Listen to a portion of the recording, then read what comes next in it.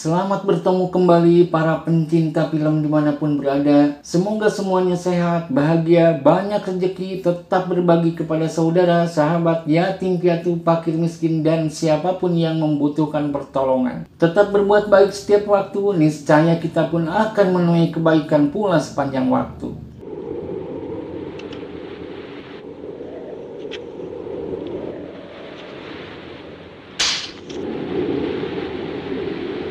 Kali ini kita akan ikuti cerita film Harakiri yang dirilis tahun 1962. Film jadul dari negeri matahari terbit ini masih berkisah tentang samurai. Sebuah warisan dari nenek moyang bangsa Jepang yang tidak hanya berupa cerita, hiburan, dan seni bela diri, tapi juga spirit yang menekankan nilai-nilai kesetiaan, kehormatan, pengendalian diri, dan keberanian. Spirit yang sampai sekarang terlihat di kehidupan modern bangsa Jepang. Spirit yang menyebabkan seorang yang ketahuan korupsi langsung mengundurkan diri dan mengasingkan diri. Belajar dan bekerja tekun, tidak mengotori atau merusak fasilitas umum, dan sebagainya. Tidak hanya kode etik Bushido yang dikembangkan para kesatria samurai ini yang ingin diceritakan film Harakiri, tapi juga lebih berkesan dari itu, termasuk kritik tajam terhadap etika klan-klan yang merasa terhormat. Masih hitam putih, tapi bagi penikmat kisah-kisah dari Jepang, ini salah satu film masterpiece yang wajib ditonton.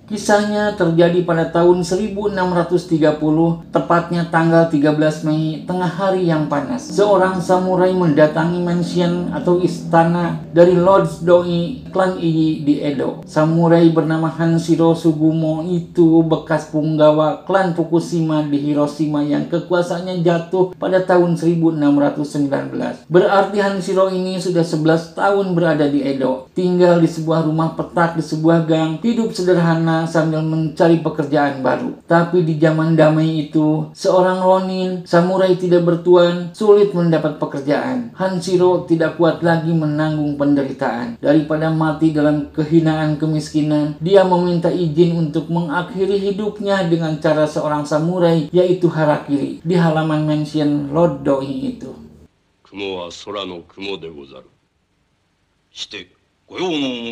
Awalnya Hanshiro diterima oleh seorang penjaga yang kebingungan mesti menjawab apa. Dia pun lapor kepada Kageyu Saito, seorang penasihat senior di klan Iyi, yang kemudian meminta Hanshiro untuk menghadap. Sebelum menjawab mengizinkan atau tidak Hanshiro untuk Harakiri di halaman istana itu, Saito mengisahkan tentang Motome Chijiwa, seorang ronin yang juga datang ke istana itu di awal tahun, punya tujuan yang sama dengan Hanshiro. Ronin adalah samurai yang tidak bertuan alias pengangguran. Kageyu Saito pun berunding dengan para pengawal lainnya. Harakiri memang cara mengakhiri hidup yang terhormat bagi seorang samurai. Tapi apakah betul itu tekad sebenarnya dari para ronin yang sedang kesulitan hidup itu? Beberapa klan yang juga didatangi ronin dengan maksud yang sama akhirnya tidak mengizinkan, tapi memberi mereka makanan dan pakaian, lalu menyuruhnya pergi. Seperti itu jugakah keinginan sebenarnya dari ronin muda yang bernama Motome Chijiwa ini?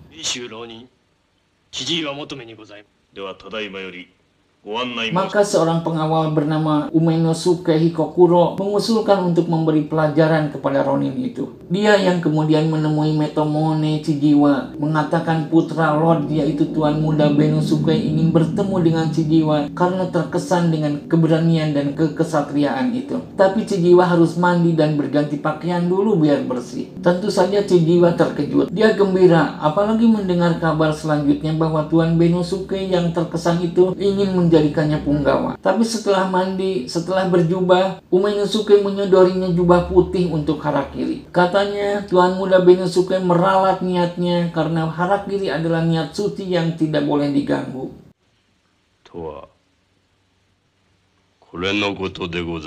Kageyu Saito mengakhiri kisah tentang Metomone Chijiwa itu diakhiri dengan pertanyaan, apakah niat Hanshiro Sugumo sebenarnya? Hanshiro tersenyum dan menjawab, ya Harakiri, meski tahu kisah selanjutnya dari Chijiwa. Hanshiro menjawab, mantap. Saito pun menceritakan kisah Chijiwa selanjutnya. Ronin yang setengah kelaparan Motome Chijiwa itu berkeringat dingin saat tahu niat Harakirinya disetujui dan sudah disiapkan untuk ritual pelaksanaan. kepergiannya. Dia dengan gugup minta ditangguhkan sehari atau 2 hari dan berjanji akan datang lagi. Tapi pengawal Umenosuke tidak mengizinkan karena ritual sudah disiapkan. Dengan gugup, Chijiwa melompat untuk kabur, tapi rupanya dia sudah dikepung. Merasa tidak bisa untuk kabur, dia menurut ke tempat ritual harakiri. Para pengawal baru tahu ternyata pedang dan pisau yang dibawa Chijiwa hanya terbuat dari bambu. Chijiwa sekali lagi meminta ditangguhkan, tapi penasihat Saito juga menolak. Dan saat terpaksa harakiri, begitu susah payah karena pisaunya dari bambu itu. Dan akhirnya Chijiwa meregang nyawa dengan bantuan orang kedua, yaitu pengawal Umenosuke. Orang kedua adalah ahli pedang yang akan menebas leher agar kematian segera datang dan yang harakiri tidak merasakan sakit.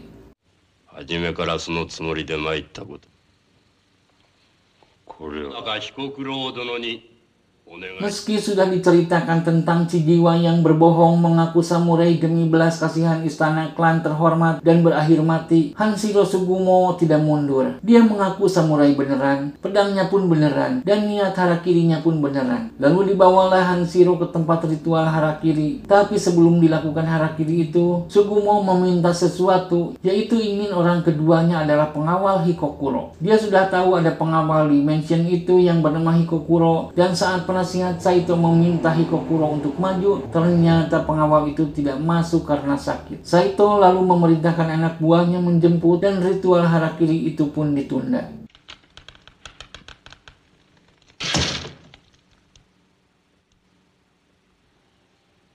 Hanshiro Suguma dipersilakan untuk menunggu di kamar, tapi dia meminta tetap di situ. Dia hanya ingin bercerita dengan nasihat. Apa yang menimpa orang lain hari ini mungkin jadi nasibmu besok. Tertarik dengan nasihat itu, penasihat Kageyo Saito mengizinkan. Hanshiro pun berkisah. Ternyata dia punya hubungan yang dekat dengan Motome Chijiwa. Hanshiro Sugumo bersahabat dengan Jinei Chijiwa, sama-sama punggawa dari klan Fukushima di Hiroshima. Mereka sama-sama sudah menduda dan hanya fokus membesarkan anak masing-masing. Hanshiro mempunyai anak perempuan cantik 11 tahun bernama Miho, dan Jinei mempunyai anak laki-laki ganteng 15 tahun bernama Motome Chijiwa. Keduanya pintar, terpelajar, dan terhormat. Itu adalah 11 tahun lalu.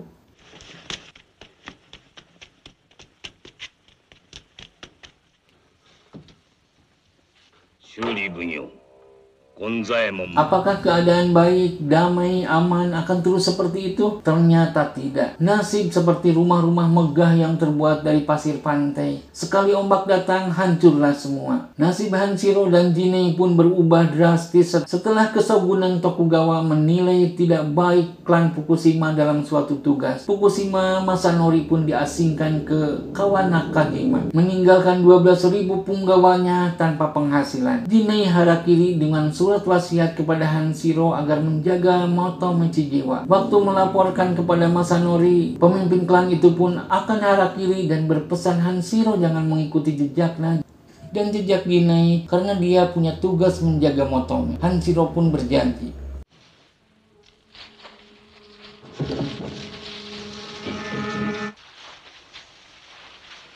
Kisah Hanshiro terpotong karena penjemput Hikokuro datang. Ternyata Hikokuro tidak bisa datang karena sakit, demamnya parah. Hanshiro pun meminta Yazaki sebagai penggantinya. Ternyata Yazaki pun sakit. Lalu Hanshiro meminta Kawabe sebagai penggantinya, dan lagi-lagi Kawabe sakit. Penasihat Saito terkejut, lalu dia pergi. Dia dan penasihat lainnya merasa itu bukan hanya kebetulan. Hanshiro merencanakan sesuatu, karena ketiga pengawal yang sakit itu adalah yang dulu berperan memaksa Motome Chijiwa untuk harakiri. Penasihat Saito pun memutuskan dia yang akan memilih orang kedua ritual harakiri itu. Tapi Hanshiro menolak. Terjadilah keributan.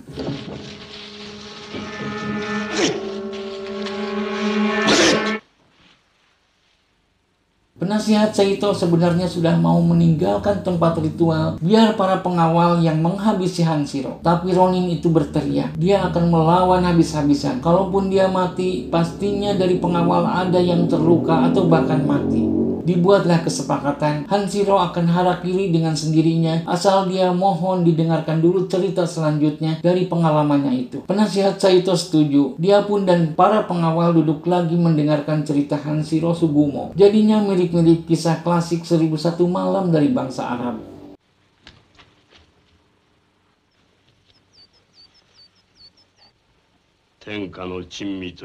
Saat pindah ke Edo dulu, Hanshiro melihat jalan-jalan di Edo dipenuhi oleh Ronin yang kalah dalam perang Sekigahara. Berarti kisah di film Harakiri ini sejaman dengan Miyamoto Musashi yang memang Ronin kalah perang di lapangan Sekigahara. Hanshiro pun menjalani hidup sederhana serba kekurangan dengan Miho dan Motome dalam asuhannya. Mereka membuat kerajinan seperti payung dan kipas untuk dijual ke pasar. Sampai Miho pun tumbuh menjadi gadis 18 tahun yang cantik. Seorang bandar yang juga agen pencari wanita cantik meminta Miho untuk diangkat anak asuh oleh keluarga Joshua yang kaya. Tapi Hanshiro menolak. Itu hanya akal-akalan. Karena kemudian setelah beberapa bulan, Miho pun akan dikirim menjadi selir Lord Sakakibara. Hanshiro pun lalu mendatangi Motome yang sedang mengajar anak-anak tentang naskah Cina klasik. Hanshiro mengatakan agar Motome segera menikahi Miho. Tapi Motome ragu karena penghasilan dari mengajarnya hanya untuk sesuap nasi.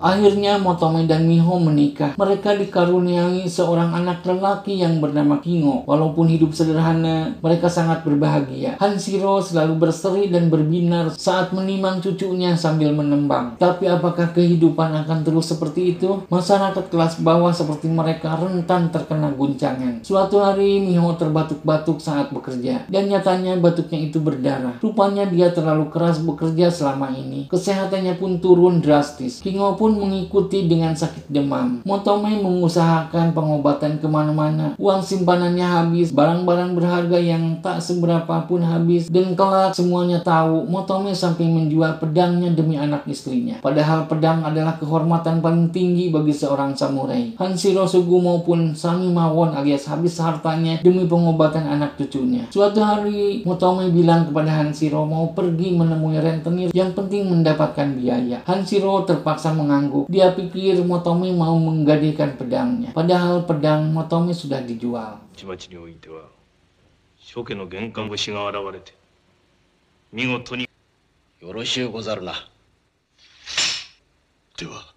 Motome beberapa hari tidak pulang, dan kemudian 3 orang punggawa klan Ii datang membawa mayat Motome yang katanya sudah harakiri. Dengan bernada mengejek, mengabari kepada Hanshiro bahwa pedang yang dipakainya adalah pedang bambu. Bukan main sakit hatinya Hanshiro. Dia tidak bisa membayangkan menantunya harakiri dengan pedang bambu. Miho yang menangis pilu akhirnya tidak kuat menahan penderitaan. Dia pun meninggal. Kingo mengikutinya beberapa hari kemudian. Cerita itu yang disampaikan Hanshiro Sugumo di depan para punggawa klan Ii dan penasehat Kageyuki Saito. Penasehat Saito sudah terus rasa ada maksud lain Hanshiro selain harakiri. Tapi kalaupun melawan, para pengawal yang jumlahnya puluhan itu sudah siap meringkus Ronin yang kelaparan itu. Dan nyatanya Hanshiro mengkritik habis-habisan kebijakan klan Ii, terutama tidak mengizinkannya permintaan Motome untuk menunda harakiri 1 atau 2 hari. Motome tentu ingin menemui dulu anak istrinya, ingin menitipkannya kepada Hanshiro. Hanya demi yang dikatakan kehormatan dan keberanian, mereka melupakan kemanusiaan. Juga saat Motome berharakiri dengan pedang bambu, mereka hanya menonton dan mengejek. Tidak ada yang meminjamkan pedang yang sesungguhnya. Itu tidak lebih dari pendekar berjiwa sesat. Kritik tajam Hanshiro ini mewakili kritik film yang disutradarai Masaki Kobayashi ini.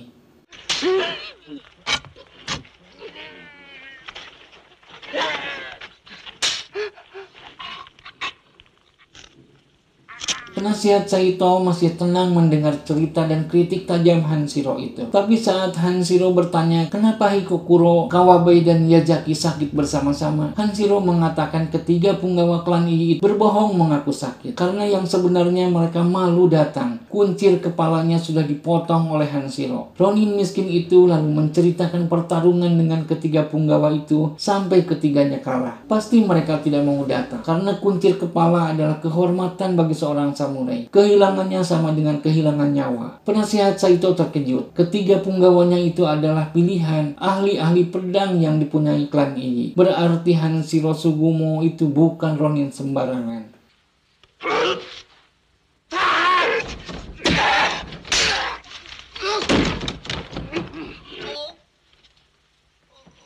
Hanshiro Sugumo akhirnya memang dikepung oleh para punggawa klan Iyi. Tapi Ronin kelaparan itu melawan dengan gagahnya. 4 orang punggawa mati, 8 orang luka berat, dan belasan terluka. Hanshiro Sugumo sendiri setelah luka parah segera bersiap dan harakiri dengan pedangnya. Penasihat Saito mengakui kehormatan samurai sebenarnya dimiliki dan diraih oleh Hanshiro Sugumo. Sementara para punggawanya mati sia-sia. Makanya dia memerintahkan segera mendatangi Hikokuro, Yajaki, dan Kawabe dan mendesak mereka untuk harakiri. Kalau menolak harus dipaksa. Peristiwa itu memang tragis bagi kehormatan samurai. Tapi yang tercatat di buku hanyalah debu kecil yang bernama Hanshiro Sugumo. Dan klan Iyi diharapkan terus berkembang dan semakin terhormat. Semoga semua yang menonton sampai di sini dan subscribe diberi sehat, bahagia, dan banyak rezeki dan tercapai semua keinginan baik. Terima kasih buat semuanya. Jadilah manusia terhebat minimal untuk keluarga dan lingkunganmu. Wassalam, adios, sampai jumpa.